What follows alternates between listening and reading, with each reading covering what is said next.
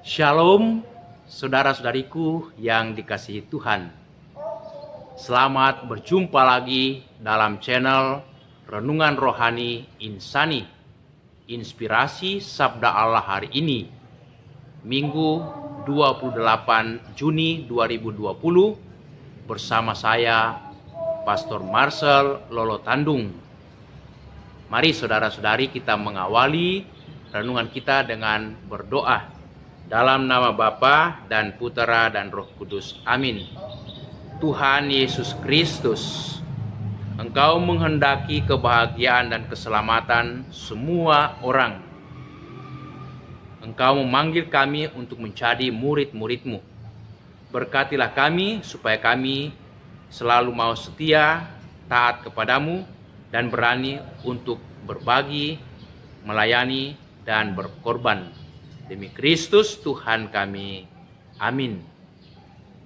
Mari saudara-saudari kita mendengarkan Injil hari ini dari Matius bab 10 ayat 37 sampai 42. Sekali peristiwa, Yesus bersabda kepada ke-12 muridnya, "Barang siapa mengasihi bapa atau ibunya lebih daripadaku, ia tidak layak bagiku.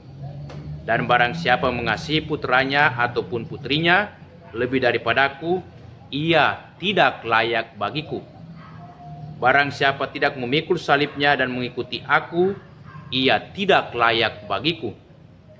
Barang siapa mempertahankan nyawanya, ia akan kehilangan nyawanya. Tetapi barang siapa kehilangan nyawanya karena aku, ia akan memperolehnya kembali. Barang siapa menyambut kamu, ia menyambut aku. Dan barang siapa menyambut aku, ia menyambut dia yang mengutus aku.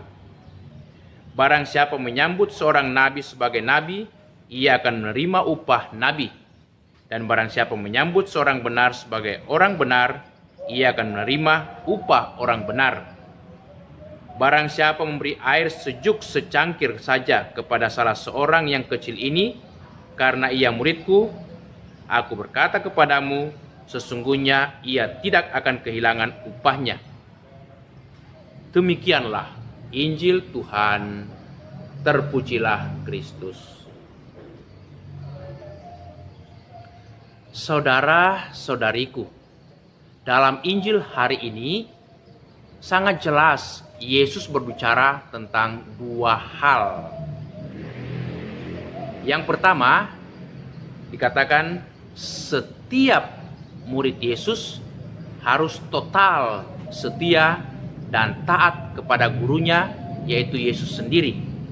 Hal itu ia katakan dalam bacaan Injil hari ini ayat 38. Barang siapa tidak memikul salibnya dan mengikuti aku, ia tidak layak bagiku. Bagi Yesus, ukuran kelayakan menjadi muridnya adalah memikul salib. Apa itu salib? Salib adalah problem, beban-beban hidup kita setiap hari.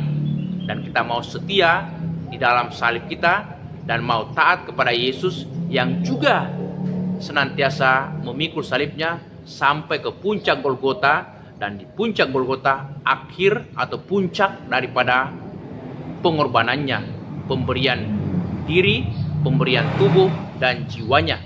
Itulah yang dikehendaki oleh Yesus. Memang banyak pengorbanan di sana, banyak derita di sana, tetapi pengorbanan dan derita akan menjadi kemuliaan dan berkat baginya, berkat bagi banyak orang ketika ia setia dan taat. Yang kedua, Yesus berbicara tentang kesediaan murid Yesus, murid-muridnya untuk selalu mau memberi atau berkorban.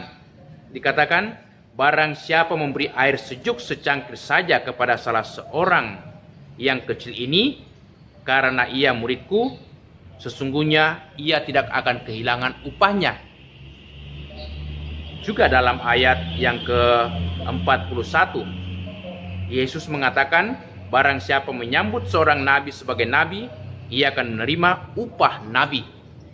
Menarik saudara-saudari, karena ternyata pemberian kita seberapapun besarnya, bahkan seberapapun kecilnya, ketika kita memberi dengan tulus dan ikhlas, akan menjadi berkat, mendatangkan rahmat yang lebih melimpah, lebih banyak lagi. Hal itu kita bisa ambil contoh dari bacaan pertama hari ini, kitab kedua Raja-Raja. Di sana diceritakan bagaimana Elisa setiap kali datang ke suatu kota yang bernama Sunem, dia diterima baik oleh satu keluarga pasangan suami istri yang sudah tua. Mereka tidak mempunyai keturunan, tetapi pasangan suami istri ini dikatakan orang yang kaya yang murah hati. Ya, tidak semua orang yang kaya bermurah hati, tetapi keluarga dari Sunem ini istimewa. Walaupun kaya, mereka tidak sombong, mereka tidak egois, tetapi selalu mengundang, membuka hati bagi Nabi Elisa. Walaupun awalnya mereka tidak kenal siapa itu Elisa, tetapi mereka selalu mau dengan hati terbuka, hati tulus menerima Elisa.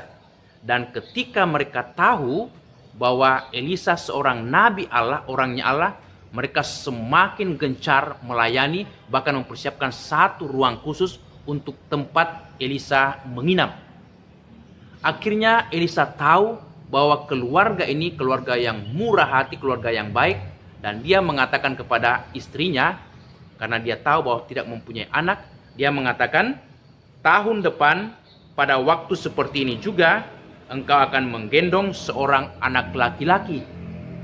Nah, luar biasa. Bagi orang Yahudi, keluarga Yahudi, keturunan adalah suatu berkat dan suatu ukuran kebahagiaan keluarga.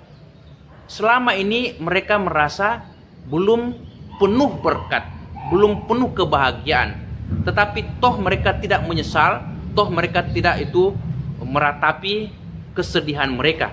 Mereka selalu bermurah hati, mereka selalu berbaik hati, bahkan kepada seorang nabi yang bernama Elisa. Dan apa upahnya? Mereka akhirnya mendapatkan seorang anak.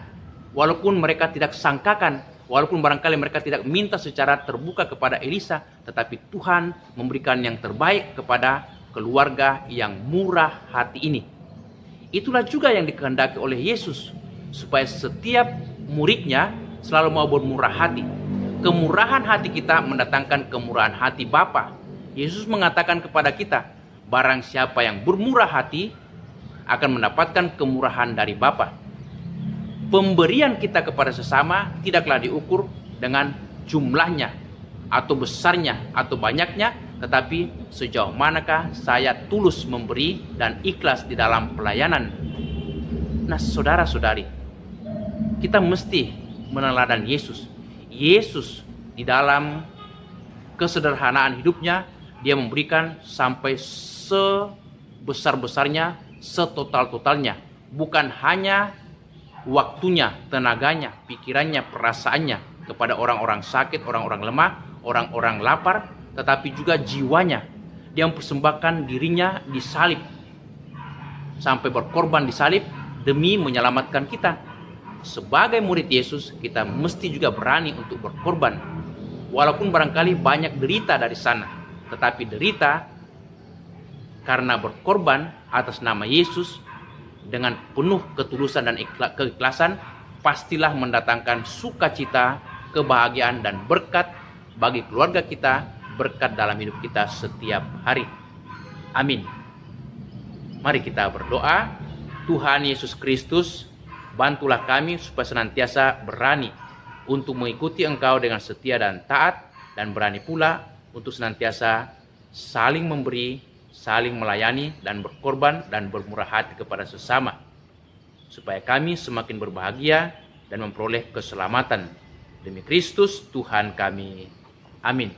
Tuhan beserta kita sekarang dan selama-lamanya. Semoga saudaraku sekalian diberkati Allah yang Maha Kuasa, dalam nama Bapa, Putra, dan Roh Kudus. Amin.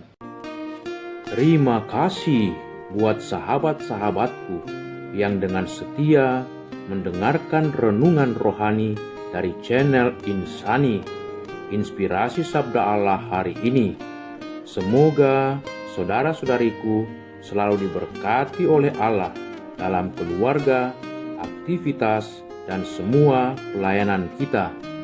Amin.